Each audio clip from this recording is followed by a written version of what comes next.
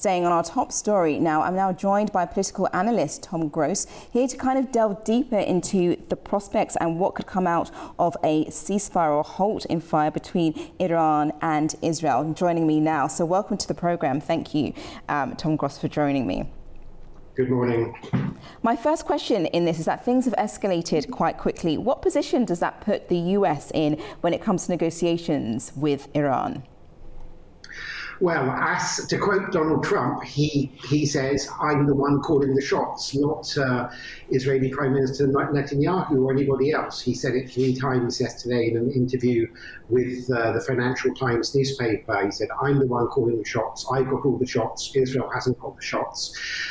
However, viewed from here in Tel Aviv, Trump's position looks very weak. For weeks now, he has been saying we're on the verge of a deal. There's some very good people in Iran. They're reasonable. I'm in touch with them, etc., etc. He looks desperate, Trump, to get a deal for a deal's sake. Now, everybody would prefer peace rather than war. Everyone would prefer a deal. But people in the Middle East, not just in Israel, but in the Arab world, and indeed among most of the Iranian population, they want a good deal, not a deal that would empower this Iranian regime, the same regime which massacred up to 40,000 or more civilians of its own people this past January, and the same regime which just yesterday not only shot ballistic missiles at millions of Israelis, but they also shot missiles at several Arab states yesterday too. So, we don't want a deal that will empower the Iranian regime, and Trump appears to be so desperate to get a deal because he prides himself on being some kind of great deal maker that he's playing into the Iranian regime's hands. That's what it looks like.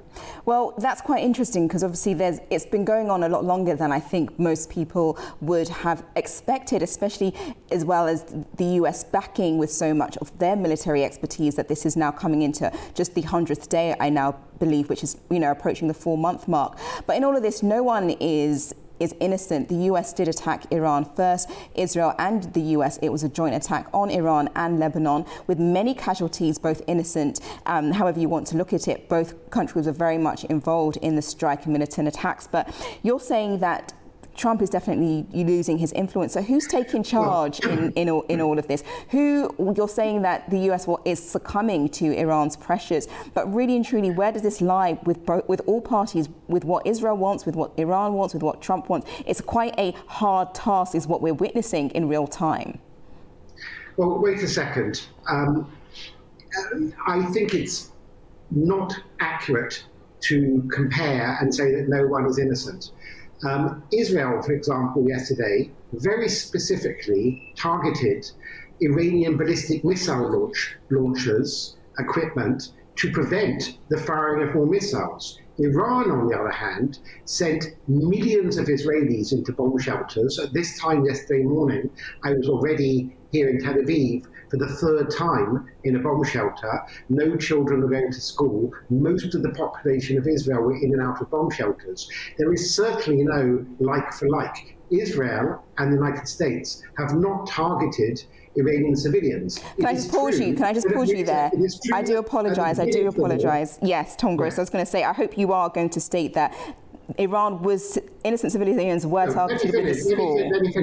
Let me finish. I was about to say that. At the beginning of the war, it appears that the United States, even though they haven't admitted to it, inadvertently hit a girls' school, killing a lot of Iranian schoolgirls, which is obviously a terrible thing.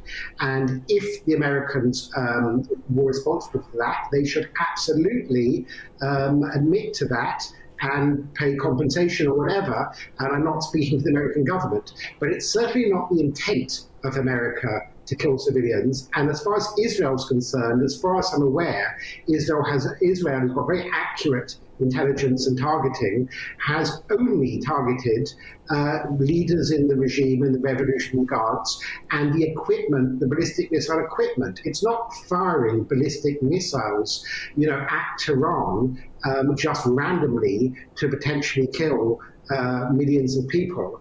And also, the Iranian regime has hit now, I think, 12 different Arab countries. It also hit Cyprus, a member of the European Union. They haven't hit them because, they prevented the missile landing and injuring too many people. They tried to hit people. So there's simply not a like for like. Anyway, going back to your question about deal making, I'm not a negotiator, but I can sum up how it looks, not just from Israel, but from the Gulf, from the Arab countries. It doesn't look good when yesterday Iran fired ballistic missiles at population centres, at Tel Aviv, at Jerusalem, also at Palestinians in the West Bank. It also fired at various targets in Gulf Arab countries. Israel very specifically hit back at the missile launchers to prevent further missiles. It didn't hit any civilian targets.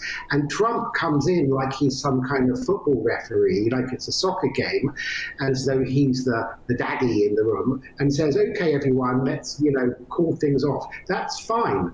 But, the problem is at the end, he's left the Iranian regime feeling emboldened compared to yesterday, and he's left US allies like the United Arab Emirates and Saudi Arabia and Israel feeling weaker, and the fear is Trump is so desperate to get a deal, partly to reopen the Strait of Hormuz, that he's going to release billions of dollars to the Iranian regime, which we know from past record they will give to revive Hezbollah and Hamas.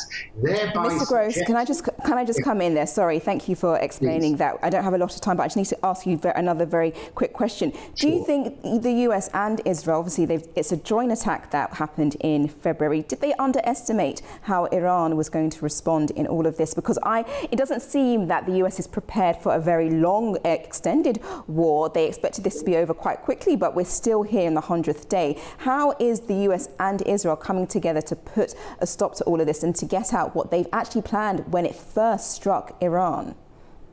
Well, you have to separate the US and Israel. What happened is that Trump, who doesn't have a lot of patience and likes things being done quickly, called a premature ceasefire. My own view about war is if you're going to fight a war, then you better win it. What you don't want to do is start a war, stop halfway through, leaving your enemy, as the Iranian regime is, feeling more embittered, more emboldened, and feeling like the victors, because the Iranian regime only has to survive to in effect feel it's won. And to remind you, there's a difference between Trump, for all his faults, is a democratically elected leader, as is Netanyahu. The Iranian regime, as far as we can possibly tell, does not have more than about 15% support among the Iranian population. So it doesn't necessarily represent the Iranian people. In fact, we see Iranians in videos, smuggled out, cheering for Netanyahu and for Israel inside Iran because they want to be liberated. That's still very much disputed. I understand what you're saying, but 100%. And I think it's not disputed. They are. Look at the channels, the Iranian opposition channels, like Manoto, that has 19 million followers just on Instagram, 20% of the Iranian population. Look at the comments. Look at Iran International. I don't think it's disputed. Look at the millions who took to the streets in January, in spite of the risk of getting shot. In that sense, Mr. Gross, in that sense that you've mentioned that Trump is losing patience, that he's folding into Iran's kind of grip and aim. Israel is a very key ally in all of this, especially the reason why they decided to do a joint attack from both sides. Therefore, Benjamin Netanyahu is a key advisor to the US as to how to go about this. Do you think who has the strong arm here? Because you're saying that, Trump is losing patience, but really and truly, isn't he taking also key advice from Benjamin Netanyahu as how to go about this military source of action? And we are still here even to this day with no agreement at the end, and Iran is still in its particular position, which Trump keeps saying that they shouldn't have any nuclear weapons, but things have not changed. What will bring the change then? Okay, so it's true that there's very close coordination politically, militarily, and this was a very coordinated action at the beginning from February 28. But then the politics diverges because the interests are different. The Israeli population, for example, the north of Israel, still can't go back to their homes. Even today, the only kids that go to school are schools with fortified bomb shelters. So any leader of Israel, whether Netanyahu or anyone else, wants their children to be able to go to school and doesn't want missiles raining down. And even last night, there were infiltrations by the Houthis, which are an Iranian proxy from Yemen. There were missiles fired from there on the south of Israel and from Hezbollah on the north. And because Donald Trump ordered, because he's calling the shots, Israel and Netanyahu not to respond, Israel didn't respond. But Netanyahu is under a lot of political pressure. There are elections coming up. He's on pressure from both left and right in Israel, who say Israel is not a vassal state. It shouldn't just take orders from the United States. And which other country will just sit there and allow itself to be bombed all the time? That's not to say Israel should foolishly respond, but there are divergences of interest. Trump, he has the World Cup starting, he has the 250th celebrations of the United States, he has midterms. He just wants to wrap it up, declare victory, whether or not there's really victory, and kick the can down the road. The Iranian regime will wait until Trump leaves office in 2 years. They'll still be in power, and they'll still wish to. Well, then, Mr. Gross, thank you so much for that, because that's very interesting. Then, in that sense, this should have never have happened. In that sense, nothing should have started, because if you're not going to end in a better position, if you're not going to end in a better position where you've been able to overthrow a government, make sure they no longer take uranium as a nuclear program, but you're saying,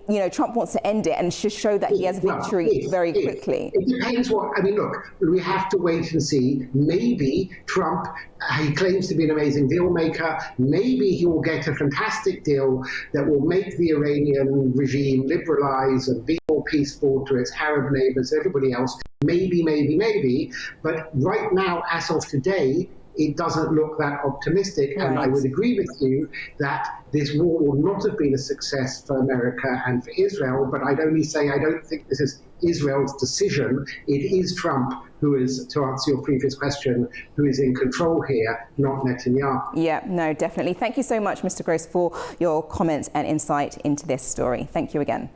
Thank you. Have a good day.